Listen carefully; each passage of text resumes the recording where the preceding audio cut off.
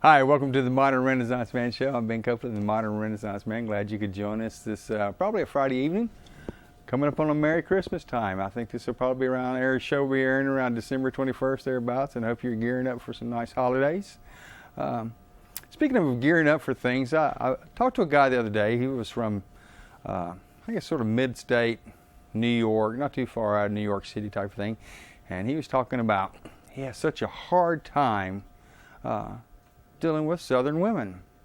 And what I asked him was that, you're in Charlotte, where are the Southern women? Well, dude, I said, there are none anymore. They've all moved somewhere else. He didn't quite get that, but that's okay. That's sort of my northern picking, poking kind of stuff. Cars with phones. You know, we have technology now that basically is, we've stuck people on the moons, we stick people up in space stations. They've actually, I think, finally come up with a potential cure for a disease for women with cervical cancer. I know they're working on that. Finally done something. Consider most medications are just basically doing nothing but prolonging it, seems like. Why can't we have a car with a hands-free cell phone built in right into the car? And that way you don't have people trying to drive and steer and eat their hamburgers and calling everything else and calling wrecks. That's got to be the most dangerous drivers I see on the roads these days, these people on these cell phones. Why don't we put some cell phones built into the car? What's big? We put a GPS with some dumb machine telling you which way to turn.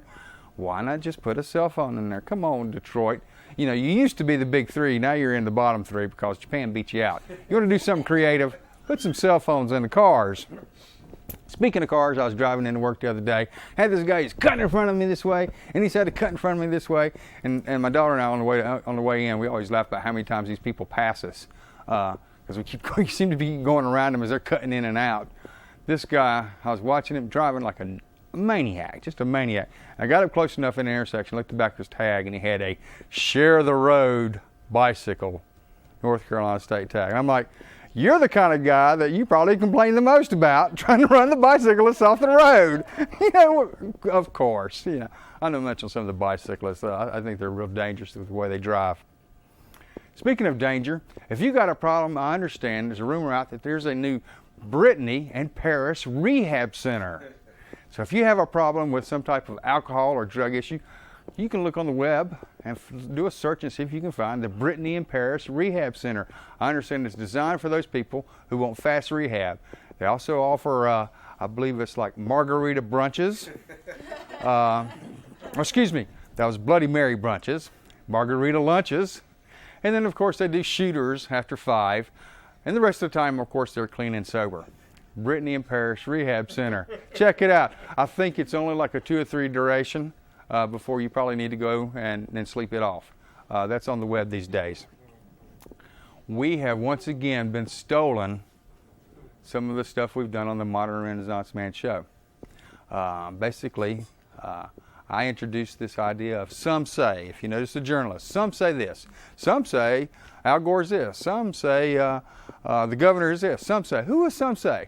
And now they're actually turned to another one that's called officials say, you know, or officials reported, some say. You know, but I've noticed there was a show on the other day on TV, some new show, and they started laughing about that and making fun of it. We did that over a year ago. They copied our host cam, you know, they're trying to copy our Roman host cam, and now they're copying our monologue. Hey, I think they should start paying us some money for some of that. Don't you think? We can do more than pizza maybe around here. And while I'm starting to complain, sounds like I'm getting on soapbox, I think I will.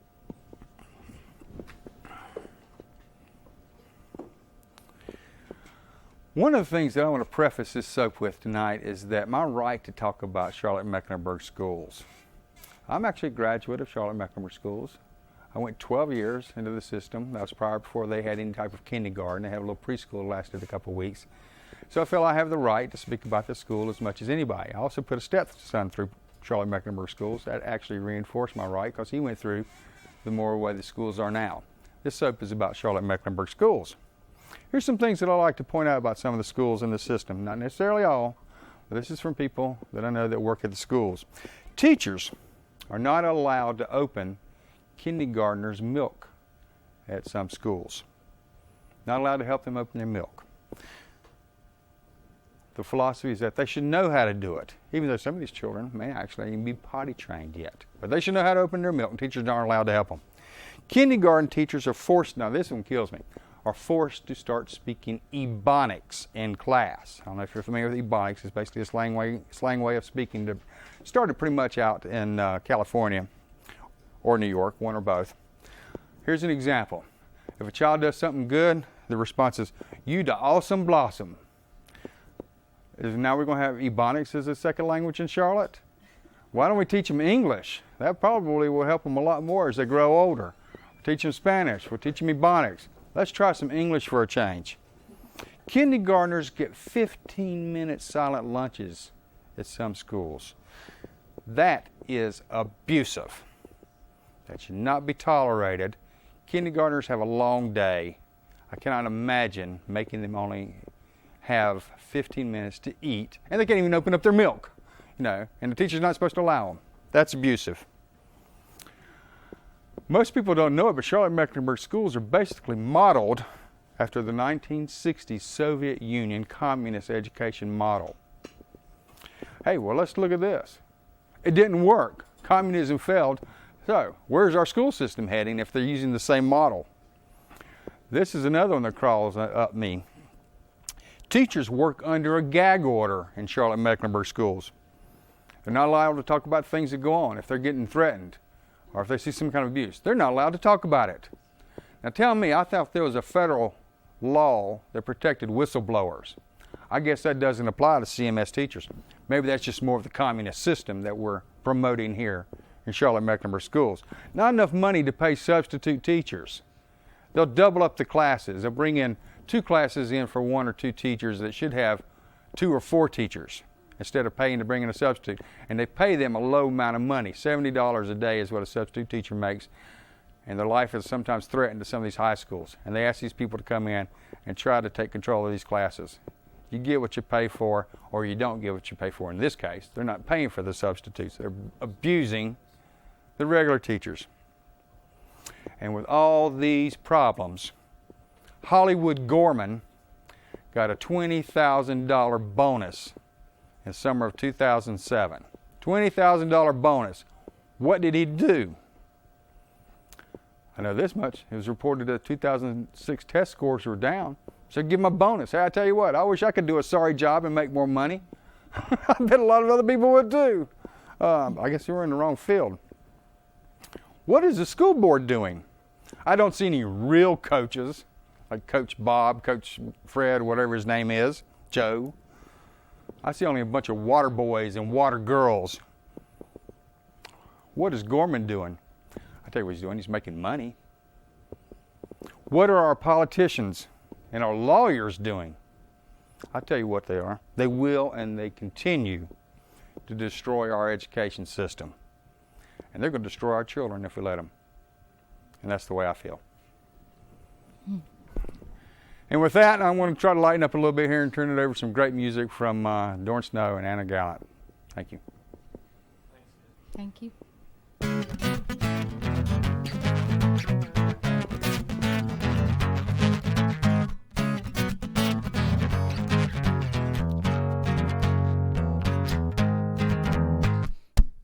Thoughts running through my head, don't know what to do with them.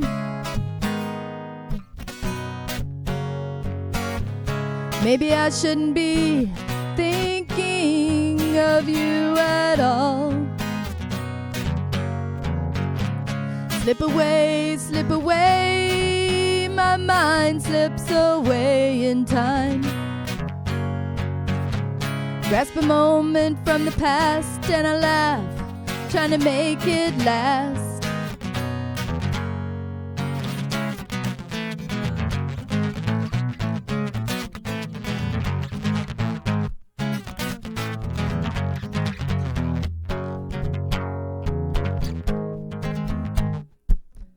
Dreams I dream of dreams seem to wish up to. Then I wake with mistakes of what I'll do today. Will I run? Will I take what comes with no regrets? Or will I just sit with my head full of fantasies?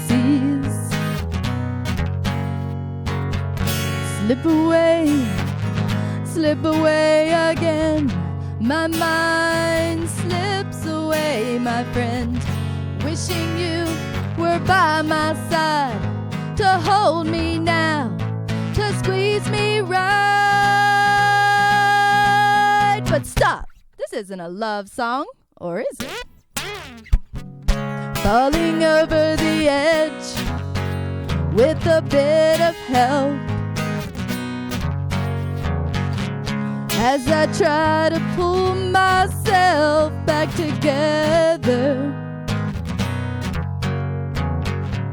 Will a friend throw a rope if I try to jump? Or will I fall in love anyway? I am so over the edge, I'm over the top, falling in circles.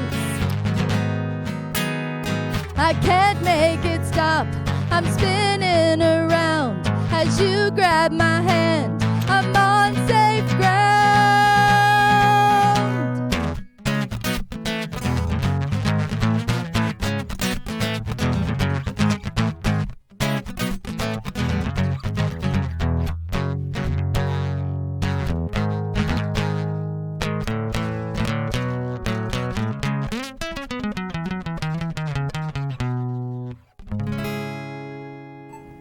All right.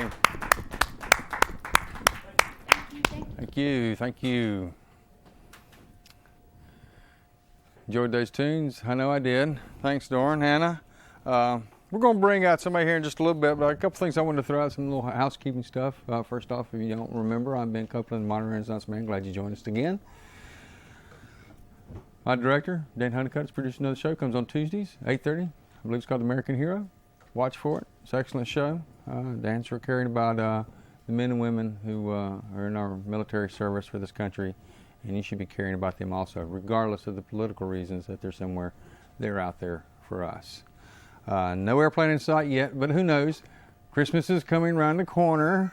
It's December 21st. Never give up hope. I'm going to get that big stocking out and hang it on the back of the house again, and maybe this year there'll be something in it. Nothing else, maybe have another Modern Renaissance Man mobile. I'd rather have the airplane though.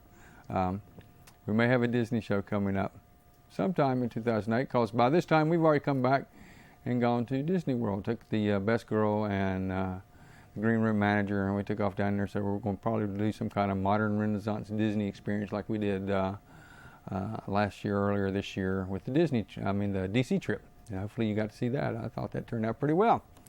And with that, what I want to do is go ahead and invite Charlie out here, my favorite man from Ohio, CharlieRomine. Charlie, come on out. All right. Hey, Charlie. Thanks for having me. Good to see you. Charlie so graciously joined us, and he even actually brought pizza for the volunteers and sort of surprised us all. Didn't expect that. So y'all got bonus pizza tonight for those of you that got more than your one slice. You can thank Charlie for that one. That's the biggest clap in the night. I hope it wasn't better. I hope it wasn't better pizza than what we brought her. We're in trouble. So anyway, one of the things I enjoy doing with Charlie, and he's so willing to do this, is sort of throw topics out here that we like to talk about. Charlie is one of the eclectic people from Ohio. I found some of the neatest men I've ever met have come from Ohio. It's not like a northern state. It's an interesting place where Midwest. They can actually make stuff and they create things. And Charlie's an entrepreneur, and that's one of the reasons I led him on the show. I guess the first time, which has now been probably 6 months. It's been a better. while. Mm-hmm. So Charlie started up 2 businesses. They're coming along real well. But one of the things I want to talk to you tonight is that I think Charlie and I share with is that we have a household where we're the only male in this household. In my household, I have, now that my stepson's moved out, I have a daughter who's 13 and my wife, and then we have 2 cats, Sammy, who basically looks like a black concrete block with legs, and Sammy's a big cat. And she moves fast once in a while, and that's because the other cat, Luna, chases after her, and Luna's a lot younger, and Luna's a cat that basically thinks I'm the big cat, so sometimes I get annoyed with Luna hanging around a little too much. We're going to have to get her fixed before I I spayed her with a shovel. I love animals, but anyway, she wears them.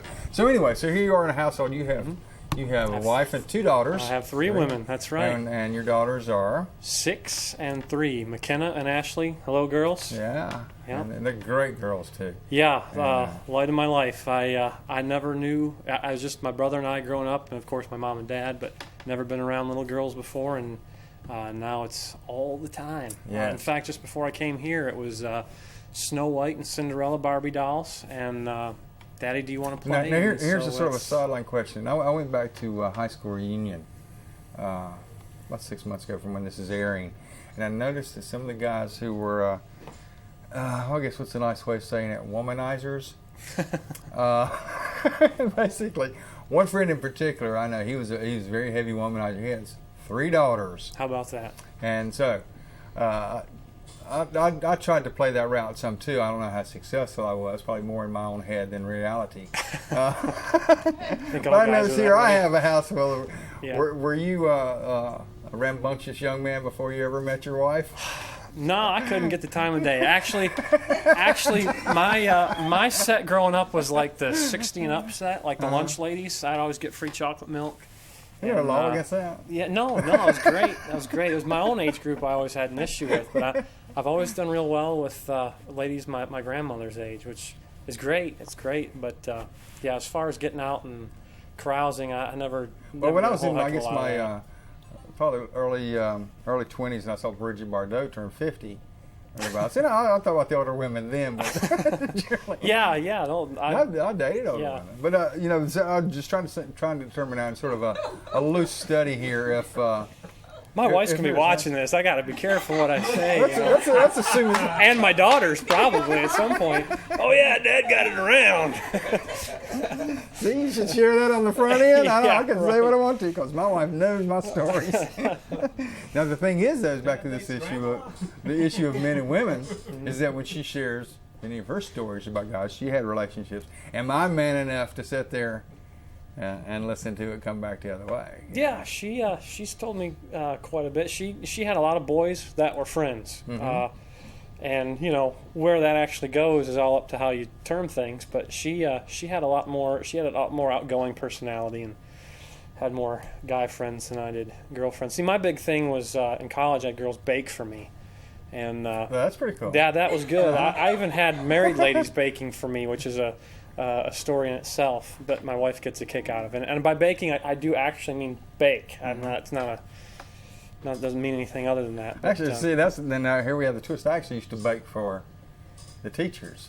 You did? I did. And as opposed to doing your homework, you just make them or something? I remember when I was in ninth grade, I took an upside down apple pie. With you cook it upside down. You start off with a layer of pecans, and you make a syrupy kind of sugar glaze. Sounds good. You want to make that for me sometime? Yeah, I can think about that. Okay. Yeah, and bring that next time. Then you put the pie crust in on it. Bring that next time.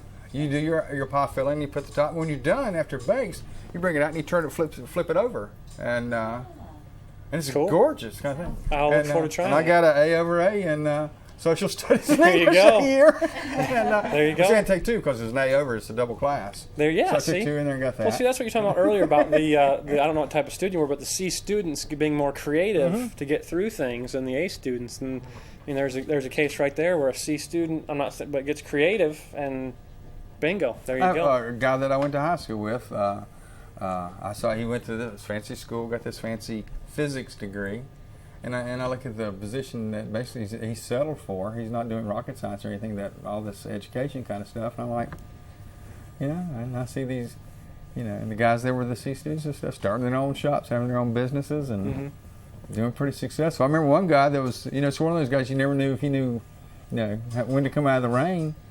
Started buying gold, used gold, and created a business, and he's actually got one of the most successful jewelry stores around. There you go. And basically, no education type of thing. It was that creativity. I think sometimes we're unhireable, so we have to find other ways to make money. No one will hire us because of our grades or lack of degrees, and so you have to find a way. Well, speaking of girls, Kate was talking the other day. She came home from school, and she said something about, oh, if you don't get good grades, and she's doing this test things at her school, Right. don't get good grades, and you don't get on the SAT, you don't go to college, you'll end up serving fries. And so I share with stories like the idea of the Mr. Gasket story, where here's a guy's voted least likely to succeed in high school. All he liked to do is work on cars. His dad wanted him to be an accountant, kept driving him, saying you're going to be, a waste. And he ended up developing a gasket for an engine. The guys at the racetrack decided to start buying. He got a patent on it. How about that? In his early 20s, he had a $7 million business, and we're talking in the 1950s. Yeah, I think the key is don't be lazy. I mean, there's the C&D student that sits and watches TV all day. You're going to be a failure. There's the C&D student that is out there busting their butt, maybe doing other things, like you said, working on cars or tinkering with this, that, or other thing, and you're not lazy. You can be very successful. It's those C&D couch potatoes you got to worry about. Switch subjects on you here. Politics. Speaking of lazy. Here we are coming into 2008 presidential year. So far, I'm not impressed.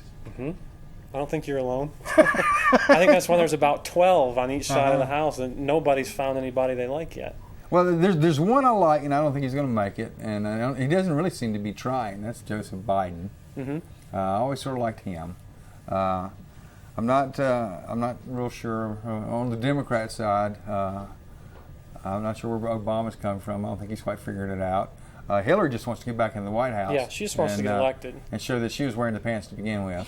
Yeah, and so we know what's confirm coming. what we all suspected. That's it. And I know Bill wants to go back there. Oh yeah, right in the book. Personally, there's a part of me that says, let's vote for them because it'll never happen again in my lifetime to have a switch like that. Probably not. And I got, so. One of the things I found really fascinating is that when they cover the politics now, they cover, rather than so much about issues and things, it's, who's ahead in the polls. They cover the polls. And so often, instead of having good, logical debates and this is where this candidate stands, and they cover, okay, Senator Clinton is here in the polls and the exit polls show that. It's like, well, and then people get like your Biden there, they feel like they're throwing their vote away. Well, when I vote for Biden, he's not going to win. Right. So how about sending a message with your vote? I mean, if you like what Biden stands for, vote for him. And you know what? He gets 10, 15% of the vote. Yeah, maybe he doesn't win, but it sends a message to those other yahoos that there's more people that think, like him. Quit worrying about who's going to win. Vote your conscience. And looking back to the other party on the other side is that I'm not really seeing anything in the Republican side. I mean, you got the guy, what's his name, the actor? Thompson? Yeah. It's in Thompson? Fred Thompson? Fred Thompson. Yeah. So you got him coming back in. Matter of fact, I was watching on TV the other day, and I realized it was a show. And it wasn't an interview for him, that he was actually doing the acting bit. So I'm not sure which role he's going to take. Yeah, I guess he's going to be an actor. But then again, Reagan was a good we did have an actor. Yeah, they're all actors of some kind. I mean, they try and prevent you from knowing what they're really up to. I mean, it's kind of that way. And then, of course, Giuliani, I'm not sure where he wants to be. I think he's still trying to say what he wants to be when he grows up. Yeah. Sometimes I still think he's living in a vacuum in those 3 months after September 11 and hasn't really. He's still got a hole still left somewhere. Beyond that, but it's tough to figure out who's unique and has some really good ideas and who can think outside of the box of what DC is. And I mean, I have no clue where I'm going. And I tell you, I don't hear, like you hear the media. The media really skews, I think, a lot of people's opinions and what the polls are saying. Because I don't hear a lot of people talking about how they hate the war in Iraq. Mass media and groupthink. I mean, it's but really, you hear the media saying that, but you don't necessarily hear.